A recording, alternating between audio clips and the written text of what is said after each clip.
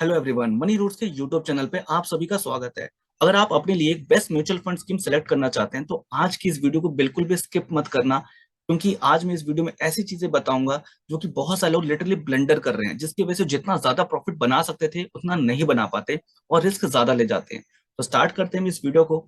आज हम लोग डिस्कशन करेंगे PGIM India mid cap opportunity fund के बारे में। और इसी फंड को मैंने क्यों लिया है ये भी चीज मैं आपको बताऊंगा, बट एक छोटे से डिस्क्लेमर के साथ कि मेरी तरफ से कोई आपको सजेशन नहीं है, कोई इन्वेस्टमेंट एडवाइस नहीं है। ये सारी वीडियोस मैं सिर्फ इसलिए बनाता हूं ताकि आप अपने लिए एक अच्छा म्यूचुअल फंड स्कीम सेलेक्ट करना सीख सकें और अपने गोल्स और टारगेट्स को थ्रू म्यूचुअल फंड पूरा कर सकें। इन्वेस्टमेंट ऑब्जेक्टिव की बात करें तो लंबे समय में कैपिटल एप्रिशिएट करने का काम करती है, जिसके लिए इक्विटी और इक्विटी रिलेटेड इंस्ट्रूमेंट्स में ही पैसा लगाती है। और ज्यादातर जो पैसा है ये मिड कैप कंपनीज में लगाती है। ये सारी चीजें तो हमें थोड़ा बहुत पता है। इसके फंड साइज लगभग 6,000 करोड़ का है, जो कि अभी बहुत कम है। नेट एसेट वैल्यू जो है इसकी 49 रुपीज पे है। और ये ध्यान रखना है 17 अगस्त तक का डेटा है। अगर बाद में आप कभी इसको चेक करोगे तो हो सकता है इसके वैल्यू में थोड़े से चेंजेस आ चुके होंगे।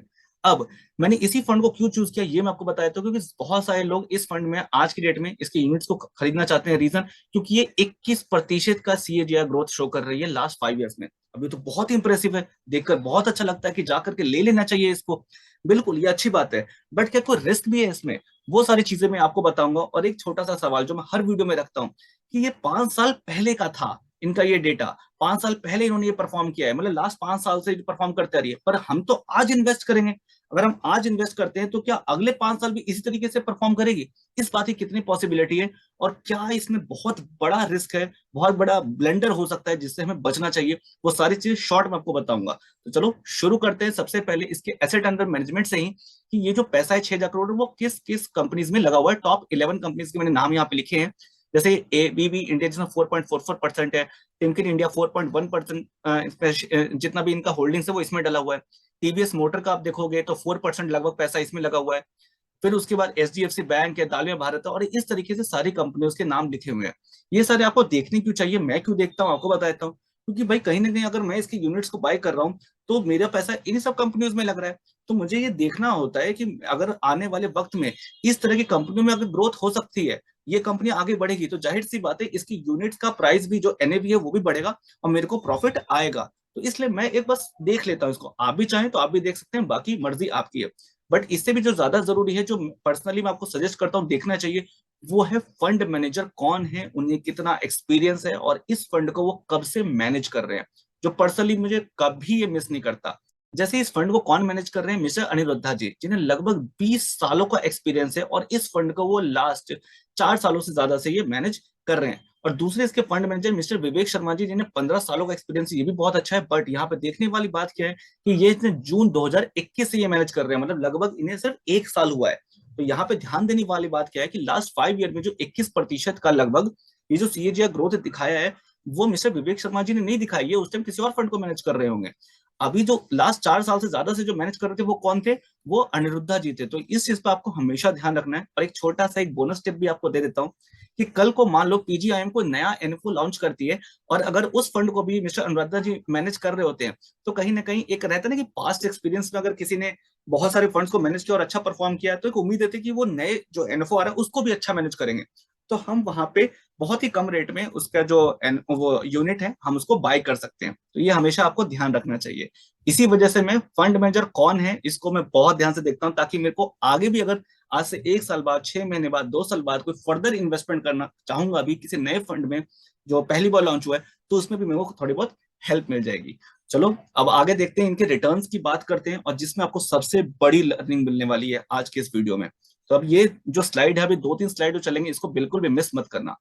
स्टार्ट करते हैं हम लोग वन टाइम इन्वेस्टमेंट के रिटर्न से ही, क्योंकि बहुत सारे लोगों का एक सवाल होता है कि म्यूचुअल फंड में हमें वन टाइम इन्वेस्टमेंट करना चाहिए या थ्रू एसआईपी, मतलब एवरी मंथ थोड़ा थोड़ा इन्वेस्ट करना चाहिए, किसमें हमें ज्यादा रिटर्न मिलेगा? इस चीज का भी जवाब आपको इसमें मिलने वाला है। बट इसके साथ साथ एक चीज जो मैं आपको हमेशा बताता हूँ, ये ध्यान रखें कि अगर आप वन टाइम इन्वेस्टमेंट करना चाहते हैं तो आपको वन टाइम इन्वेस्टमेंट के रिटर्न देखने चाहिए, और अगर आपको एसआईपी के थ्रू इन्वेस्ट करना है तो आपको एसआईपी के थ्रू रिटर्न देखने चाहिए। इस चीज को आप हमेशा ध्यान रखना। अब यहाँ पे आप सबसे पहले इस स्क्रीन को रोक करके आप इसमें एरर भी पकड़ सकते हो कि क्या मैंने इसमें कोई गलती की है। आप एक बार देखो और उसके बाद इस वीडियो को वापस से स्टार्ट करना। और चलो मैं आगे बढ़ता हूँ। अगर किसी ने 3 साल पहले इन्वेस्टमेंट किया होता है इसमें, मतलब इसकी यूनिट्स को बाय किया होता और 1 लाख रुपए इन्वेस्ट किए होते, तो वो 1 लाख रुपए बढ़कर लगभग कितना बन गया होता, आप यहाँ पे देख सकते हो, तो 2,89,586 रुपीज, जो कि बहुत ही वंडरफुल है, बहुत अच्छा है, लिटरली इंप्रेसिव है। बट अगर किसी ने 5 साल पहले इन्वेस्ट किया होता सेम 1 लाख रुपए, तो उसके कितने बने होते 1 लाख से बढ़कर के 2,61,000 रुपए। क्या ये कुछ अजीब नहीं लगा आपको कि जिस पर्सन ने अगर 3 साल पहले इन्वेस्ट किया होता 1 लाख रुपए, तो उसको ज्यादा रिटर्न मिल रहा है, और जिसने अगर 5 साल पहले इन्वेस्ट किया होता 1 लाख, तो उसको कम रिटर्न है, ऐसा क्यों? तो ये कोई एरर नहीं है, ये एक्चुअली इस म्यूचुअल फंड स्कीम की रियलिटी है, ऐसा हुआ था। और जिसके लिए मैं आपको एक छोटा सा चार्ट डिस्प्ले करता हूँ, जो कि मनी मनी कंट्रोल की वेबसाइट से यहाँ पे लिया है, इसको आप ध्यान से देखना। अभी ये जो करंट का डेटा है, आज हम लोग यहाँ पे हैं जो बात कर रहे हैं, लगभग अगस्त 2022 यहाँ पे करंट में। तो यहाँ पे नोटिस करना कि जब 5 साल पहले की बात करें, तो इसका जो एनएवी था लगभग 2017 में, वो 19 रुपए के आसपास था, लगभग मैं एक राउंड ऑफ फिगर की बात कर रहा हूँ मैं। और 2 साल बाद तक ये जो देखोगे ना, ये जो ब्लू है, ब्लू वाला जो ये लाइन है, ये स्कीम को रिलेट कर रहा है, और जो निफ्टी 50 है वो ऑरेंज वाले को, यहाँ पे येलो जो भी को, इसको देख रहा है। तो आपको ब्लू वाले को देखना है, ये चीज आप ध्यान रखना। कि आप नोटिस करो, या 19 रुपए का जो इसका एनएवी था 2017 में, ये 2019 में आकर यहाँ पे गिर गया था। पहले तो ये ऊपर गया, फिर वापस से नीचे आके गिर गया। मतलब कि अगर किसी ने 5 साल पहले यहाँ पे 1 लाख रुपए जो इन्वेस्ट किए थे, स्टार्टिंग के 2 साल तक तो उसका पैसा लॉस में ही था, और उसके बाद यहाँ पे बढ़ा है। तो इसीलिए ऐसा शो हो रहा है कि जिसने यहाँ पे इन्वेस्ट किया, तो यहाँ पे 17 रुपए के आसपास उसको एनईवी मिल गया, यहाँ सस्ता मिल गया उसको। जबकि यहाँ पे उसको ज्यादा पैसे पे करने पड़े, मतलब 1 लाख रुपए में उसको बहुत कम यूनिट मिले थे, और यहाँ पे ज्यादा यूनिट मिल गए। तो इसी वजह से इसका जो रिटर्न है वो ज्यादा है। अब इसे सीखना समझने वाली बात क्या, ये समझते रहना। एक एक चीज को आप चाहो तो अपने नोटबुक में लिख भी सकते हो। पहला, जो एक लोगों का सवाल होता है कि क्या हमें लमसम इन्वेस्टमेंट करनी होती है, मतलब वन टाइम इन्वेस्टमेंट करना ज्यादा बेनिफिशियल होता है या एसआईपी, तो मैं आपको बता दूं कि वन टाइम इन्वेस्टमेंट उन पर्सन को करना चाहिए जिनको मार्केट का बहुत ही अच्छा एक्सपीरियंस है। इस बात को अच्छे से समझना। बट अगर आपको एक्सपीरियंस बोलने का मतलब क्या है, कि कहीं ना कहीं देखो, मार्केट को हालांकि कोई प्रेडिक्ट नहीं कर सकता कि कब मार्केट उठेगा या कब मार्केट गिरेगा। बट एक छोटा सा एक, अगर कोई बड़े लंबे समय से मार्केट में है, तो उसको एक अंदाजा लग जाता है कि जो भी सिनेरियोस चल रहे होते हैं, उससे क्या पॉसिबिलिटी हो सकती है। तो उसके हिसाब से ही मैं आपको बताऊं कि जिस भी कंपनीज ने इस म्यूचुअल फंड स्कीम में लगा रखा था, तो अगर किसी को अगर नॉलेज नहीं थी, और उसने अगर यहाँ पे पैसे 1 लाख रुपए डाल दिया था, और इमेजिन करो उसने डर के 2020 में जब मार्केट बहुत बुरा क्रैश हुआ और यहाँ पे निकाल देता वो, तो वो तो हमेशा से यही सोचता है कि यार ये बहुत ही बेकार म्यूचुअल फंड स्कीम था, पीजीआईएम का बहुत ही बेकार था। हमेशा इवन कई बार तो ऐसा लगता है कि जब लोगों का लॉस हो जाता है, तो म्यूचुअल फंड के थ्रू इन्वेस्टमेंट करना भी बंद कर देते हैं, ऐसा भी हो जाता है। तो इसलिए मैं कहता हूं कि कभी भी आपको वन टाइम इन्वेस्टमेंट उन लोगों को नहीं करनी चाहिए जिन लोगों को मार्केट का बहुत ज्यादा एक्सपीरियंस नहीं है।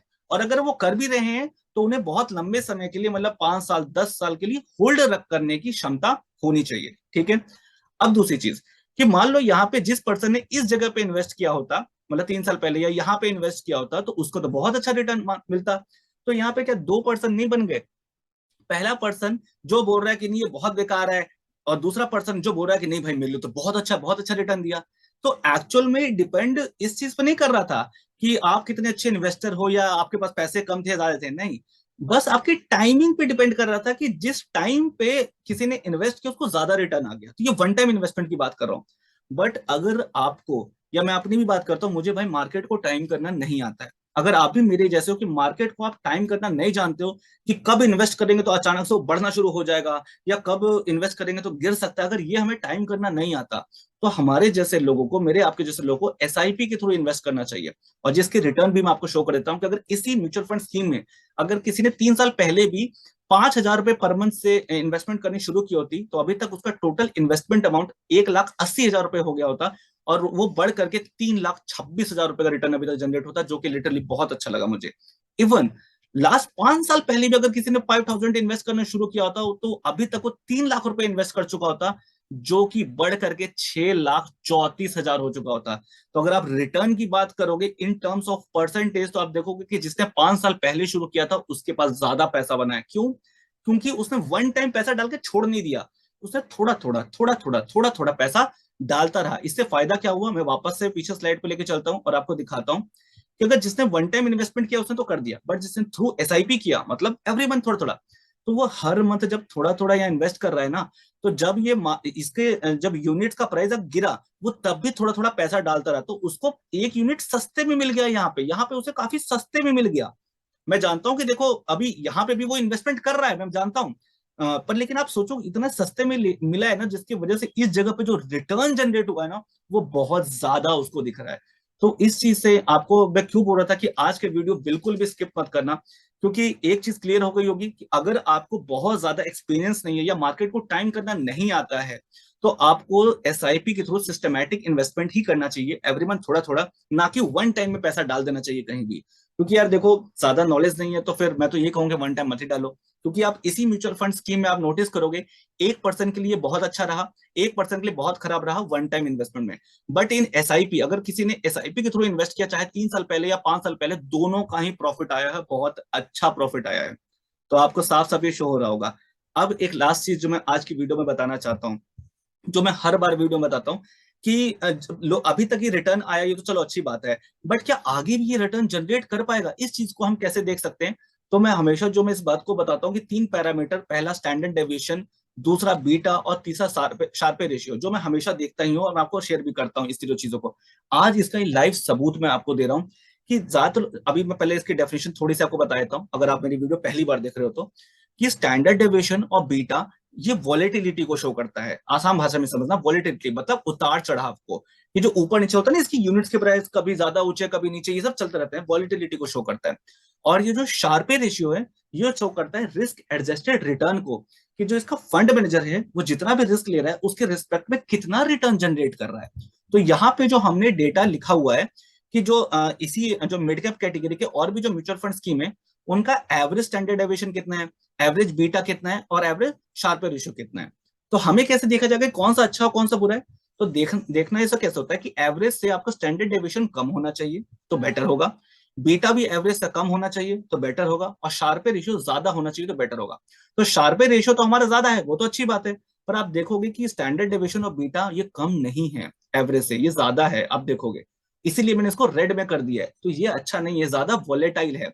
और ज्यादा वॉलेटाइल अगर कोई म्यूचुअल फंड स्कीम अगर आप इन्वेस्ट करना भी चाहते हो, सिर्फ उसके रिटर्न को देख करके कि लगभग 20-21% का सीएजीआर है, ये आगे भी इस ग्रोथ को मेंटेन रख सकता है, तो यहाँ पे कुछ चीजों का आपको खास करके ध्यान रखना चाहिए कि आपको कभी भी ऐसे म्यूचुअल फंड स्कीम में अपना एसेंशियल मनी नहीं डाल देना चाहिए, जिसको आपको इमरजेंसी में कभी भी निकालना पड़ जाए।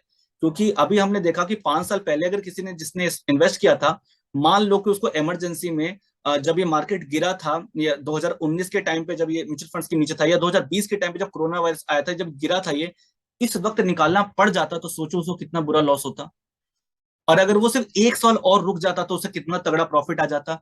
तो ये ना वॉलेटिलिटी को शो करता है कि वॉलेटिलिटी ज्यादा होने का मतलब क्या है, कि जब मार्केट उठता है तो उतना ही ज्यादा ये म्यूचुअल फंड स्कीम आगे बढ़ेगा, बहुत तेजी से ऊपर जाएगा, और अगर मार्केट गिरेगा तो उतनी ही ज्यादा तेजी से नीचे भी गिरेगा, उतनी ज्यादा तेजी से क्रैश भी होगा। तो इसके लिए पहला रूल क्या, कि अगर आप ये चाहते हो, इस म्यूचुअल फंड स्कीम को पसंद भी कर रहे हो, क्योंकि बहुत सारे लोग इसको सर्च कर रहे थे, इसलिए मैंने सोचा इस पे वीडियो बना दूं, ताकि आप इस ब्लंडर ना कर दो कि आप कभी भी इसमें वन टाइम ऐसी जगह पे इन्वेस्ट मत कर देना और अटक मत जाना, पहली चीज। और दूसरा कि आप अपने एसेंशियल पैसे को मत डाल देना, जिसको इमरजेंसी में कभी भी आपको निकालना पड़ जाए। क्योंकि अगर 5 साल पहले उस पर्सन ने नहीं भी निकाला होता, आज भी निकाला होता, चलो मान लिया ज्यादा प्रॉफिट नहीं आता, पर फिर भी यार बुरे रिटर्न नहीं थे, अच्छे रिटर्न थे, उसका पैसा बन जाता अच्छा। बट अगर इमेजिन करो डर के या फिर किसी भी जरूरत पे अगर उसको बीच में निकालने पड़ जाते ना पैसे, तो उसका बहुत बुरा लॉस भी हो सकता था। तो इस चीज के लिए हमेशा ध्यान रखना है कि अगर आप किसी ऐसे म्यूचुअल फंड स्कीम पे उसके यूनिट्स को बाय कर रहे हो जो बहुत ज्यादा वॉलेटाइल है, तो आपको एसेंशियल मनी को नहीं डालना चाहिए, और छोटे समय के लिए तो बिल्कुल भी नहीं डालना चाहिए। मतलब आपको डालो तो 5 साल 10 साल लंबे समय के लिए, ताकि अगर वॉलेटाइल रहा भी तो आगे चलकर का अच्छा रिटर्न आपको दे दे। सिंपल, आपको हमेशा ध्यान रखना है। और वन टाइम इन्वेस्टमेंट से तो बचो, ऐसी जगह पे तो एसआईपी करना ज्यादा अच्छा रहेगा, मेरे को ऐसा लगता है। बाकी आपको क्या लग रहा है इस वीडियो को देख करके, प्लीज आप कमेंट सेक्शन में जरूर इसको बताना। और अगर आप चाहते हो कि आप डायरेक्ट शेयर मार्केट में भी इवन इन्वेस्ट करना, तो आप सैमको में आप डीमेट अकाउंट खुलवा सकते हो, इसका लिंक आपको डिस्क्रिप्शन में मिल जाएगा। तो आई होप कि आज का ये जो इन्फॉर्मेशन जो मैंने आपको दिया आपको अच्छा लगा होगा। प्लीज इसको लाइक करके ऐसे लोगों तक इस वीडियो को जरूर भेजो जो लोग खुद से म्यूचुअल फंड स्कीम सेलेक्ट करते हैं। With this all, thank you very much, bye bye, Tata.